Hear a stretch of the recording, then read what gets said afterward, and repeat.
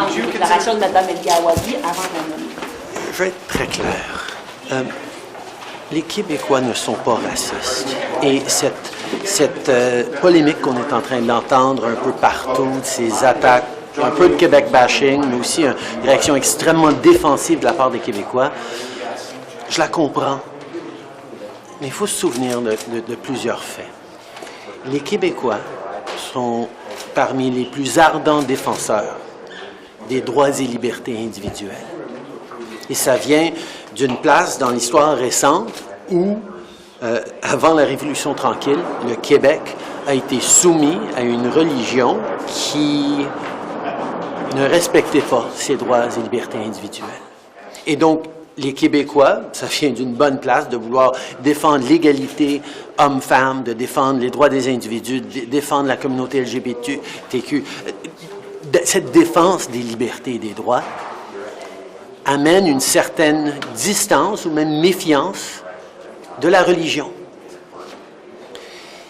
Et donc, ça a été mêlé un petit peu avec cette idée d'intolérance envers les autres. Mais c'est pas ça du tout. Les Québécois veulent juste que tout le monde soit libéré et soit complètement libre.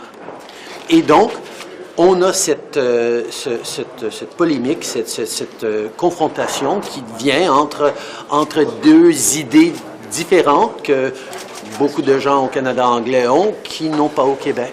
Mais je suis fier Québécois et ma défense des droits et libertés individuelles vient du fait que je suis dans cette veine de pensée-là. Alors, il faut que les gens comprennent un petit peu qu'il y a deux différentes visions de c'est quoi une société laïque, c'est quoi une société séculaire. Et ça va se résoudre quand des gens raisonnables ont une conversation réelle et profonde. C'est facile de monter aux barricades et de se pointer les uns les autres du doigt.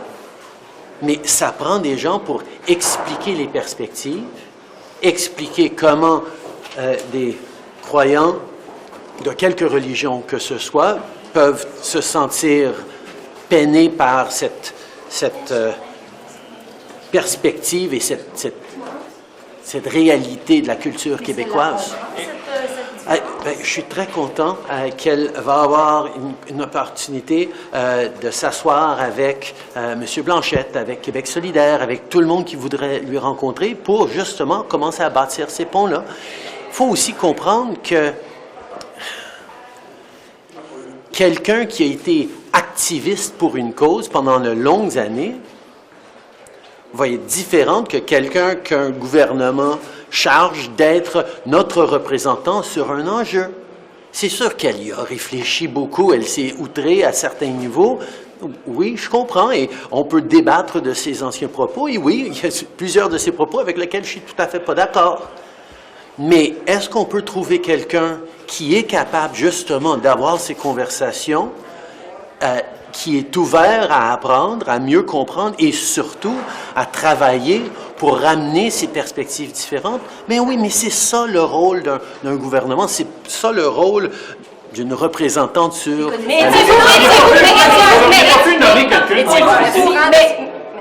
Mais étiez-vous au courant de ces propos avant de la nommer? On était au courant de certains de ces propos, mais c'est sûr qu'il y a certains autres qui sortent maintenant. Je ne veux pas commencer à passer ligne par ligne.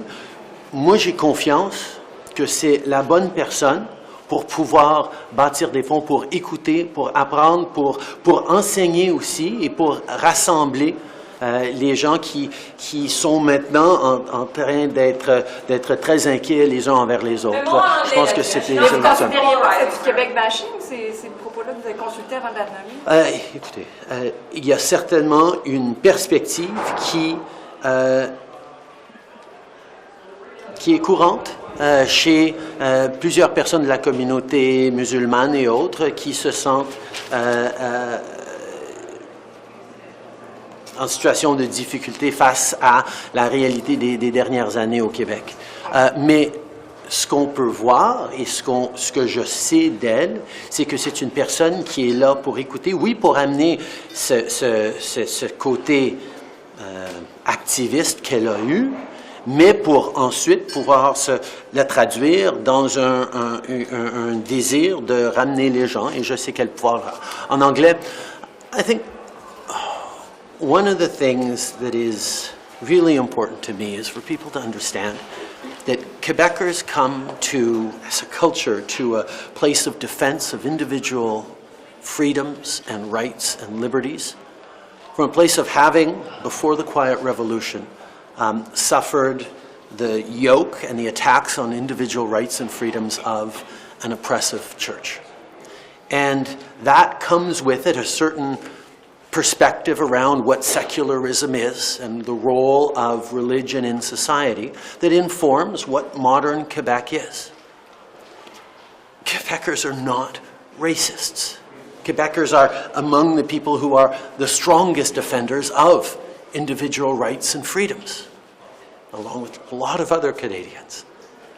But what we need now is people who can understand and bridge those two realities, the realities of a community that, for whom, the Muslim community, for whom, and others, for whom religion is extremely important to them in a private and a public way, and Quebec society that is uneasy with religion because of its, uneasy with religion is a simplified version of it, but it's a certain unease with a certain type of authority, that it comes from a very genuine and real place.